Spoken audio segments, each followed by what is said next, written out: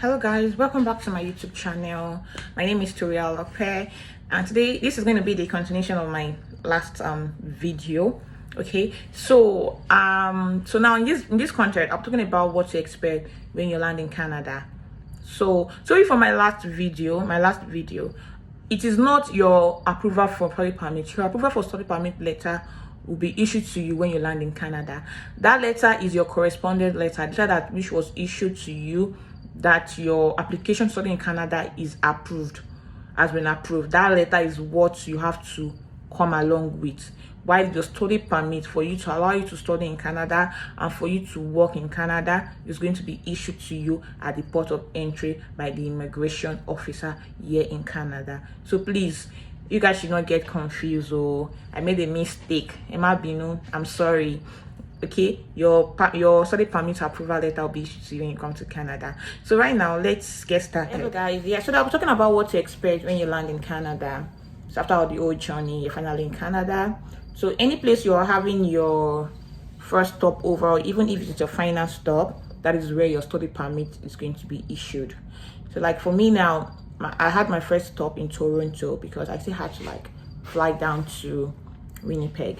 So at Toronto, and most times when you do your check-in back at your home country, it's when you get to your final destination, that is where you get your what's it called, your baggage. So you have to confirm from the airport before you board where your final baggage collection is going to be, if it's your final stop or when you get to Toronto. So guys, so when you land at Toronto or whichever first stop airport you're going to be landing, before you land, they'll give you a list for your declaration form to declare everything that you brought into Canada. If you have anything like fish meat is not allowed, poultry, and some other things, some other information will be listed there that are not allowed to bring it into Canada. So after you've done that, you come down from the plane, you queue in the airport. There's a section for students and for people that is coming into Canada as permanent residents or citizens. So for students, you be on the queue. When you're on the queue, they would require you to show your receipt from your arrive can. So that receipt is what the first officer is going to collect from you to check your information, where you'll be staying, if you're fully vaccinated or if you're not fully vaccinated. So they'll tell you where to go, which direction to go. So, and they'll just ask you to confirm where you're going to be staying finally when you get to your final destination. So at that point, you just issue them your passport and you issue them your arrive can receipt and some other document they'll be asking. And please, all your documents, make sure you have a file with you where you can easily access them, that instead of you start opening your bag to get it out, just make sure you're holding a file so that in case they ask for any document, you can easily give it out to the officers there. So once you do that, once you kind of like, guys, please, I'm trying to recall my whole process when I was coming to Canada. So when you leave there, they will tell you to go next. So that place is where you're going to meet an immigration officer face to face, where they're going to stamp your passport in for coming into Canada. So when you get there, you'll be on the queue. They'll tell you to go to any officer that is next for you to get your study permit approval. Like me now, when I got to my immigration officer place, the officer was like, okay, can I see your document? So I had to show him my COVID-19 test result and some other things. They'll give you a file. For those that are not fully vaccinated, they'll give one file. You have to hold that file with you, so the officer is going to know if you're fully vaccinated or not. So the officer asked me, okay, what are you doing in Canada? I told him I came here to study, and he said, okay, so what course are you going to be studying? I told him the course I'm going to be studying. Where are you going to be schooling here in Canada? I told him where I was going to be schooling in Canada. He said, okay, can I see your offer letter? And I showed him my offer letter. Can I see your tuition receipt? Which I did. So I kind of like showed him my tuition receipt as well. And he said, congratulations, welcome to Canada. And that was where my study permit was issued.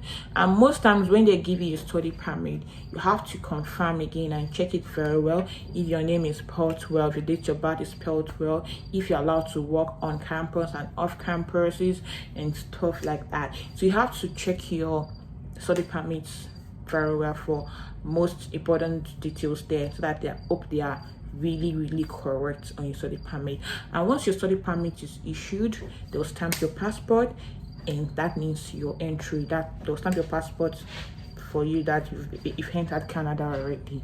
So after that, and what mind me, let me tell you guys something. For most people that will be staying with someone, with a family member here in Canada for their quarantine, because there's some people that had these issues. I'm just trying to let you guys know. Maybe if you're going to be staying in an hotel for your 14 days, or in an Airbnb, or in family's house, whereby you will not have any contact with anyone during your 14 days quarantine, sometimes it's better for them, they should draft you a letter to show that yes, this is where you'll be quarantined. You're going to be staying in a family house. Make sure the person draft a letter for you that this person has her own room, her own space. She's not going to be sharing anything with anybody. She has her own bathroom, her own everything, how her meals, how you get your food, your orders, and everything. Shall make sure it's all drafted, because people were required to show a letter that's where they'll be staying, for their quarantine, or where they'll be doing their quarantine here in Canada. So guys, please have that in mind. In case you'll be staying with your friend or your family members, maybe they can just draft you a letter. For those that had the issue while I was coming to Canada, because I was there where some people where they were asking them some other questions. You most definitely going hear some people when their immigration started asking them questions, that you will know that okay, yeah. But for me, I wasn't asked about my quarantine plans, even if I had the plans already, but I wasn't asked for it. So but I already made all necessary arrangements for that, and which was already in my arrive can. So after that, you go get your, after you've given your study permit, then you'd, oh no, sorry, I got my bag in Toronto. Yeah, I got my bag in Toronto. Toronto was where I got my bag from, because I guess Air Canada, you have to be checking your baggage details. Sorry for the misinformation I gave earlier. I'm very sorry. Please pardon me. Yeah, I'm trying to recollect most of how everything went when I entered Canada. Sorry, pardon me, please. Yeah, I collected my bag. So when you get to Toronto, I collected my bag. Then my next flight to Winnipeg was the next day. So but when you get your study permit, you would have to get a COVID-19 test done at the airport. So you have to go and queue again for that, for everybody entering Canada, which is very compulsory for you to get your COVID-19 test done in the airport.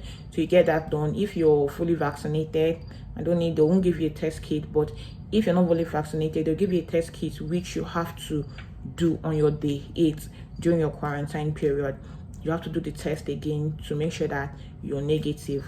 So they'll give you a test kit and that. So you just have to wait. If that's your final stop, then you have to book an arrangement how you're going to get to your place of quarantine. If it's taxi, if they are coming to pick you or anything, you just have to make that arrangement before you come to Canada. So if that's your final stop, you can go. Maybe if your final stop, maybe it's Vancouver, it's Toronto, it's anywhere, you can leave. But if you're traveling again to another province, they have to wait. Maybe you go to the airport hotel. You can go to the hotel and stay there a night before your next flight or something. I don't know. You just make that arrangement too as well. So like me now, my flight was the next day, so I was at the airport because my flight was the next day in the morning, which I have to be at the airport like 2 hours again for my flight. So there was no point for me to get an hotel, so I was just there at the airport. So mind you, those that are having another next flight, that are going to take another flight to another province, you're going to be paying another money for your check-in bag. If you're carrying 2 bags, like Air Canada charged me about 90.45 cents that's Canadian dollars, for my 2 bags, which I was going to recheck again for my my final destination. So you'll be paying another money at the airport for your bag, and yeah, so you would have to check in your bags and be at the airport on time so you don't miss your flight. Then you do your check-in, then you have to book the next flight to you have to board for your next flight to your province. So that was what happened. So when I booked, I paid another money which I was charged to pay for my 2 bags, even if I know from Nigeria, where you're coming from, even though you had if you have excess bag luggage, you paid to the airline there. And even though you have to pay in Canada, but I guess that's just their fees they used to require for those carrying 1 bag or 2 bag. We usually have to pay like $90.45. Depend on how much your bag weighs when you get to the airport. But initially about 50 for first bag and 30 for second baggage. So just please check your flight ticket for additional baggage, and this they're going to be requiring you to pay. So that's it. Then I booked my next flight to, and my 2.5 hours was the flight from Toronto to Winnipeg. So I arrived Winnipeg. I just picked up my bag because I already been issued my study permit in Toronto. So you just pick up your bag, and when you pick up your bag, then you have to find your way to your place of quarantine or to your final destination where you'll be staying in Canada. So from Winnipeg, I still had to drive down, and that's 2 hours drive to Brandon.